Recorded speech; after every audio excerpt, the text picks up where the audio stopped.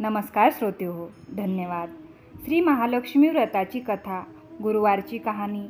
श्री लक्ष्मीची कृपा आपल्यावर व्हावी, तिने आपल्या घरात सतत वास करावा, पैसा, शांती, समाधान घरात नांदावे म्हणून श्री महालक्ष्मीचे व्रत करतात.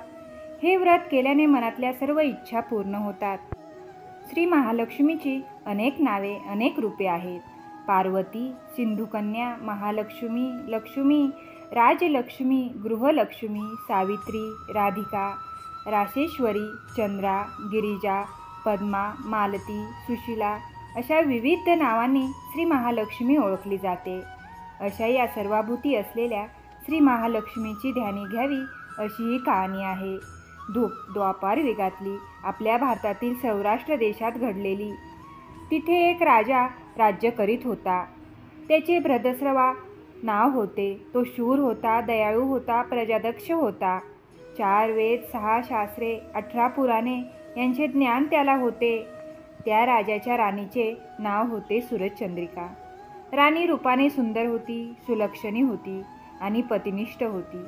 त्यांना एकूण 8 अपत्ये होती, 7 पुत्र आणि त्याच्यानंतर झालेली एक कन्या. राजा राणीने कन्येचे नाव शांबाला ठेवले होते. एकदा देवीच्या मनात आले, आपण राजाच्या राजाप्रासादी राहावे. त्याने राजा आणखी सुखी होईल, प्रजेलाही तो आणखी सुख देईल. गरिबाकडे राहिले तर सगळ्या संपत्तीचा तो एकटाच उपभोग घेईल. म्हणून देवीने एका म्हातारीचे रूप घेतले. फाटकी वस्त्र ल्याली, आधारासाठी काठी घेतली आणि काठी टेकत टेकत ती राणीच्या महालाच्या दाराशी आली. तिला पाहताच एक दासी पुढे आली. तिने म्हातारीला विचारले, कोण ग बाई तू? कुठून आलीस? काय काम काढलंस? तुझं नाव काय? गाव काय? काय हवंय तुला? म्हातारीची रूप घेतलेली श्री महालक्ष्मी म्हणाली, माझं नाव कमलाबाई, द्वारकेला राहते मी.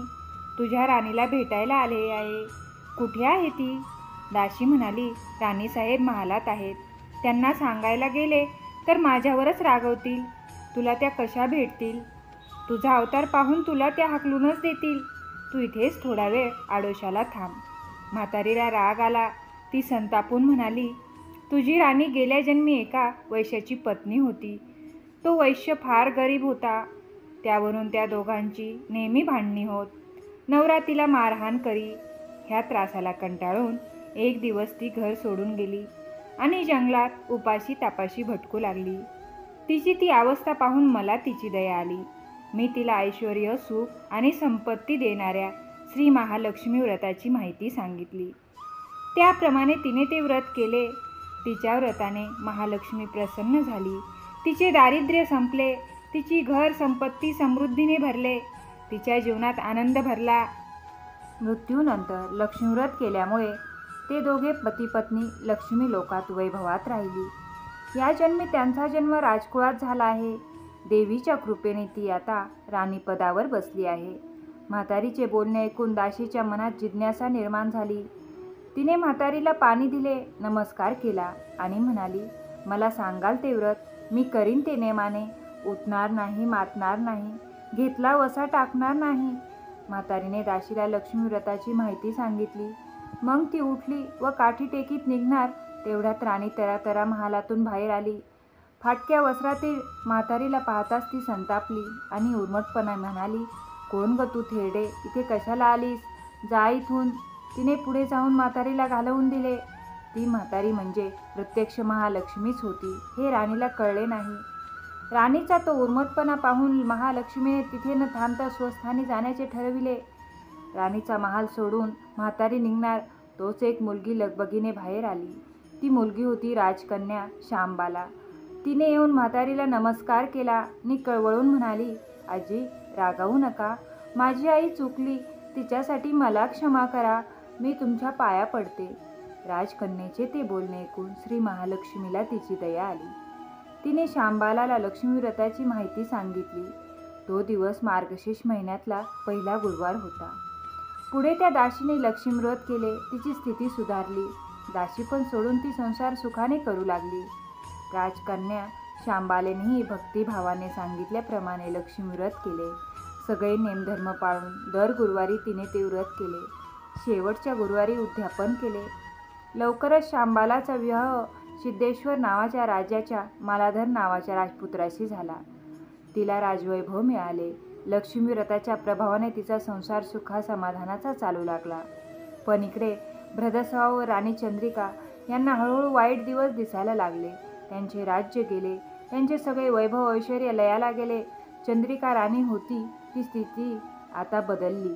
आता अन्न पाण्यालाही ती महाग झाली. भ्रदस्रावाला फार वाईट वाटे, पण तो तरी काय करणार. एक एक दिवस चिंतेने उगत होता तसाच मावळत होता. एक दिवस भ्रदस्रावाला वाटले मुलीकडे जावे, तिला पाहावे आणि 4-8 दिवस तिच्याकडे राहावे. त्याप्रमाणे तो जावयाच्या राज्यात आला.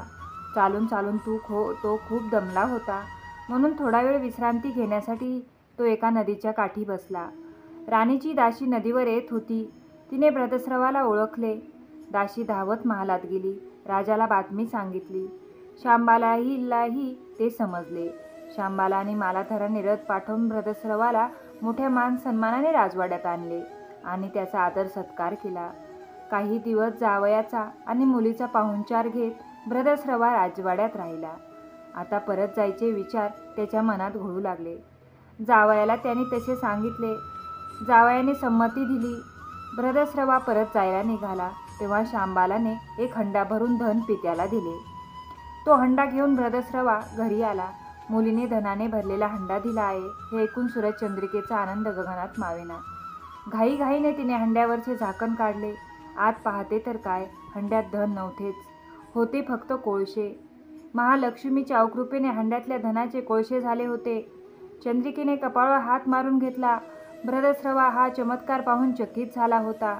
दुःखाचे दिवस संपत नव्हते. दारिद्र्याचे भोग सुटत नव्हते.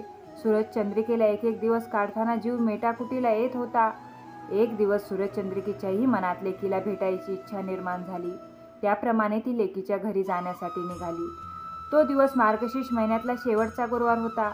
सूरजचंद्रिका लेकीच्या घरी पोहोचली तेव्हा शांबाला व्रताचे उद्यापन करत होती. शांबालाने आईकडूनही महालक्ष्मी व्रत करून घेतले. तिला मागचा जन्म आठवतो आणि त्यानंतर ती पुन्हा लक्ष्मीचे व्रत करू लागते. त्यानंतर पुन्हा ऐश्वर्य प्राप्त होते. राजा राणी ती आनंदाने जगू लागतात. काही दिवसानंतर शांबाला आपल्या माहेरी येते तेव्हा राणीला कोळशांनी भरलेला हंडा आठवतो. त्यामुळे तिचे कोणत्याही प्रकारचे आदरातिथ्य ती करत नाही. याउलट अपमान करते. सासरी परतताना तिला काहीच देत नाही. मात्र याचं कोणतंही दुःख करून न घेता मुठभर मीठ घेऊन ती सासरी परतते. सासरी आल्यानंतर पती मालाधार तिला विचारतो, माहेराहून काय आणलंस? ती म्हणाली, राज्याचे सार. पती म्हणाला, म्हणजे काय? पत्नी म्हणाली, थोडा धीर धरा म्हणजे कळेल. त्या दिवशी तिने सर्व जेवण अळणी करायला सांगितले. नवऱ्याला तिने सर्व जेवण वाढले. त्याला सर्व जेवण अळणी लागले. मग तिने ताटात थोडं मीठ वाढले. मीठ घालताच जेवण रुचकर लागले. हेच ते राज्याचे सार. शांबालेच्या पतीला तिचे म्हणणे पटले. मग त्या दोघांनी हास्यविनोद करून जेवण पुरे केले. अशा रीतीने जे कोणी महालक्ष्मी व्रत श्रद्धेने पूर्ण करतील त्या भक्तांवर महालक्ष्मीची कृपा होईल. सुख समृद्धी व शांती यांचा लाभ होईल. सकळ मनोरथ पूर्ण होतील. महालक्ष्मीची ही कथा कहाणी गुरुवारची सुफळ संपूर्ण. ओम महालक्ष्मी नमः. ओम शांती शांती शांती. धन्यवाद.